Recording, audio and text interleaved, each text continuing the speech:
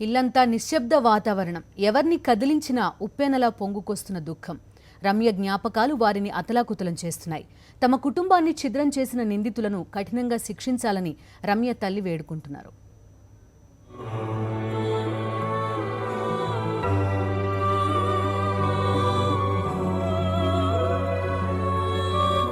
పంజగుట్ట యాక్సిడెంట్లో చనిపోయిన రమ్య రాజేష్ ఇంట్లో మనం ప్రస్తుతం ఉన్నాం. మనం ఇల్లంతా చూడొచ్చు. ఒక రకమైన నిశ్శబ్దం అలుముకున్న పరిస్థితి మనకు కనిపిస్తుంది. ప్రస్తుతం రమ్య మదర్ మనతో పాటు ఉన్నారు. తను గాయాల పాలై ఒక కాలు ఫ్రాక్చర్ అయి రాడ్ వేసుకున్న పరిస్థితి మనకు కనిపిస్తుంది. తన పని తను కంప్లీట్గా చేసుకోలేక వేరే వాళ్ళపైన కాలకృత్యాలకు కూడా వేరే వాళ్ళపైన డిపెండ్ అవ్వాల్సిన పరిస్థితిని మనం చూస్తూ ఉన్నాం. ఒకసారి తనతో మాట్లాడదాం. అదేవిధంగా రమ్య చెల్లెలు రష్మి కూడా వాళ్ళ మదర్ పక్కన కూర్చుని ఉన్నారు. ఒకసారి మనం మాట్లాడదాం. చెప్పండి, ఎలా ఉంది మీకు? ఫస్ట్ హెల్త్ ఎలా ఉంది? గుర్తొస్తే చాలా కళ్ళు తిరుగుతున్నాయి. మూమెంట్ లేదు నాకు ప్రస్తుతానికి. చాలా ఇబ్బందిగా ఉంది. పాప ఎంత గుర్తుకొస్తుంది, టీవీలోనే చూపిస్తున్నాను కానీ చూడలేని పరిస్థితి. అది వింటేనే కళ్ళు తిరుగుతున్నాయి నాకు. అన్ని ఇంటర్వ్యూలు చేస్తున్నారు, మాట్లాడుతున్నా కానీ ఎవరు వాళ్ళకి పనిష్మెంట్ ఇచ్చారని ఓదార్పు నాకు లేదు ఇప్పటివరకు. వాళ్ళ పేరెంట్స్ అంతా, ఆ పేరెంట్స్ని బయటకు లాగండి. First focus on them. Parents బయటికి రావాలి. వాళ్ళు they should feel guilt of what they have done. వీళ్ళ ఫ్యామిలీ ఎంత దారుణంగా దెబ్బతింది అంటే, పిల్లలిద్దరు చిన్నప్పటి నుంచి ఇద్దరు పిల్లలు వాళ్ళ బాగోగులు చూసుకుంటూ ఉండిపోయారు. ఇప్పుడే ఇద్దరు పిల్లలు స్కూల్కి వెళ్ళడం మొదలైంది. అదేవిధంగా తను కూడా ఇంకా సెటిల్ కావాలి అని గ్రూప్స్కి ప్రిపేర్ అయ్యి మంచి ఉద్యోగంలో సెటిల్ కావాలి అనే పరిస్థితుల్లో ఇలా జరగడం చాలా డిస్టర్బ్ చేసింది అని చెప్పుకోవచ్చు. రైట్. సో రష్మి ఎలా ఉందండి ఇప్పుడు? తను నన్ను అడుగుతుంది, అందరు అడుగుతున్నారు మీ సిస్టర్ ఏమైందని. ఏం చెప్పాలి మమ్మీ? షీఈ్ నో మోర్ అని చెప్తారు. నేను చెప్పాను mummy, she became a star అని చెప్తా అంటుంది. ఈరోజు మార్నింగ్ అంటుంది 2 days నుంచి రోజు నైట్ స్టార్ని చూడాలనుకుంటున్నా మమ్మీ. రమ్యకి స్టార్ కనిపించట్లేదు నాకు. వెతుకుతలే దొరుకుతుందన్ను నేను. ఎలా ఓదార్చాలో కూడా అర్థం కాని పరిస్థితి. ఆల్మోస్ట్ తన థింగ్స్ కూడా ఏవైతే యాక్చువల్లీ తను ఎలా ఉండేది అని తెలుసుకుందామని ఇక్కడికి వచ్చే ప్రయత్నం చేశాము. అయితే అలాంటి పరిస్థితులు కూడా ఇక్కడ కనిపించట్లేదు. ఏ గాడ్ కాపాడలేకపోయాడు నా తల్లిని. నా వరాల మూటది. తన జ్ఞాపకాలు వెంటాడుతూనే ఉన్నాయి, కానీ ఇంకొక పాప ఉంది తనని చూసుకోవాల్సిన పరిస్థితి. అదేవిధంగా తన జ్ఞాపకాలు ఏమున్నాయి, తను ఎలా పెరిగింది అని ఇక్కడికి వచ్చాం మేము చూడడానికి. కానీ ఇంకో పాప ఉన్న దృష్ట్యా తనకి సంబంధించిన ఏ వస్తువులు కూడా ఇంట్లో ఉంచలేని పరిస్థితి. తనకి ఇష్టమైన అన్ని వస్తువులని తనతో పాటే ఆ సమాధిలో పెట్టేశారు వీళ్ళు. ఎంతటి విషాదమో మనం అర్థం చేసుకోవచ్చు.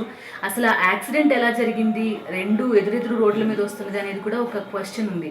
మీరు ఆ రోజు కార్లో ఉన్నారు కదా, అసలు ఏం జరిగింది? అంటే రెండు పక్క పక్కనే వస్తున్నాయి కార్స్, ఎలా పల్టీ కొట్టింది? అసలు ఆ కార్ని మేము గమనించలేదు. మా దారిని మేము ఉన్నాం, వెళ్తున్నాం.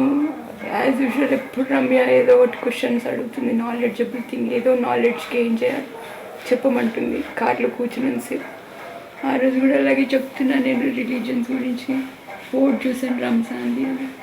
సో రంజాన్ గురించి అన్నీ చెప్పాను. ఫాస్టింగ్ ఇలా చేస్తారు, డైట్ ఏం తీసుకుంటారు అన్నీ చెప్పాను. కానీ స్టిల్ తను ఇంకా తృప్తి చెందలేదు. ఇంకా నాలెడ్జ్ గెయిన్ చేయాలని క్వశ్చన్ మార్క్ వేసుకొని ఉండేసరికి నేను ఇంకా మొత్తం చెప్తాం, అన్ని రిలీజియన్స్ చెప్తామని అనుకొని how many religions are there in India Ramya అన్నాను. అంతే, నాకు మళ్ళీ రిప్లై రాలేదు. దానికి ముందు మా మామగారు వాళ్ళది 50th వెడ్డింగ్ యానివర్సరీ అయింది. ముందు రోజు కేక్ కొన్ని తీసుకొని వచ్చారు. వాళ్ళు తింటావా రమ్య అని అడిగారు.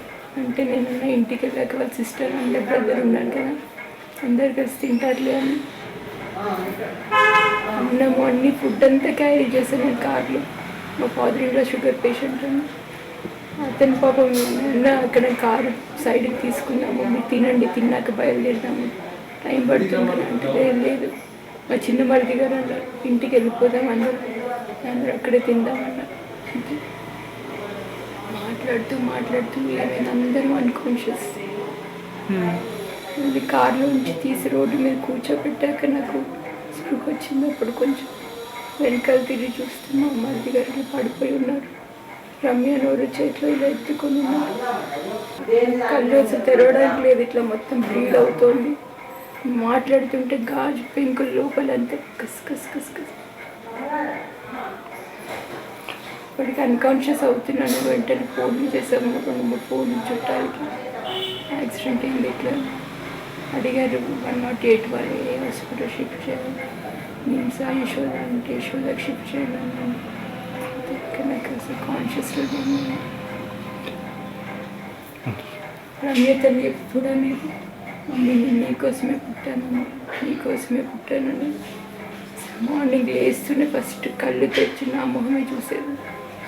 నేను లేకపోతే అదంతా ఏ రూమ్లో ఉన్నాను దాన్ని అట్లా తీసుకురావాలి, తీసుకొచ్చి నేను కిస్ ఇచ్చి గుడ్ మార్నింగ్ చెప్తే కానీ కళ్ళు తెచ్చేది కాదు. రాత్రి కూడా అంతే, పడుకోవాలి పక్కన పడుకొని నా చెయ్యిస్తే కానీ పడుకున్నాను కాదు. ఎంత అర్ధరాత్రి అయినా ఇలాంటి అటాచ్మెంట్. ప్రతి ఒక్కటి నా ఇష్టం. నేను ఎక్కడికైనా ఫంక్షన్స్ వెళ్ళకపోతే తను కూడా వెళ్ళలేదు కదా. ఎంత ఇష్టమైన వాళ్ళదైనా ఫంక్షన్ డ్రాప్ అయిపోయింది, ఉండిపోయింది నా కోసం ఇంట్లో. సో సెకండ్ పాప ఎలా ఉంటుంది ఇప్పుడు? అంటే తను చాలా అలవాటు అయిపోయి ఉంటుంది. మీరంటే కన్విన్స్ కాగలరు, కానీ తను అలా కూడా కాలేదు. నేనేమి తినలేదు, మమ్మీనే తినిపించాలా. You have to look after yourself, mommy, because you have to see me. 2 రోజులు అంత మెచ్యూరిటీ వచ్చింది పాపలో. రమ్య ఇంట్లో ఎంత నిశ్శబ్దకరమైన పరిస్థితి ఉందో, ఇద్దరి ప్రాణాలు పోగొట్టుకోవడం, మరో ఇద్దరు ముగ్గురు హాస్పిటల్లో ఉండడంతో వాళ్ళకి తప్పనిసరి పరిస్థితుల్లో వాళ్ళ డైట్ మెయింటైన్ చేయాలి కాబట్టి ఇంట్లో వంట చేస్తున్న పరిస్థితి. అంత నిశ్శబ్దంగా కనిపిస్తుంది ఇంట్లో. తన జ్ఞాపకాలు మొత్తాన్ని కూడా తనతో పాటే సమాధి చేశారు. ఎందుకంటే రెండో అమ్మాయిని ఆ జ్ఞాపకాలు ఎక్కడ డిస్టర్బ్ చేస్తాయో అని భయపడాల్సిన పరిస్థితి. తన ఒక ఫోటో, అదేవిధంగా తన స్కూల్ బ్యాగ్, ఈ రెండింటిని మాత్రమే తమతో పాటు ఉంచుకున్నారు. ఇది రమ్య ఇంట్లో పరిస్థితి.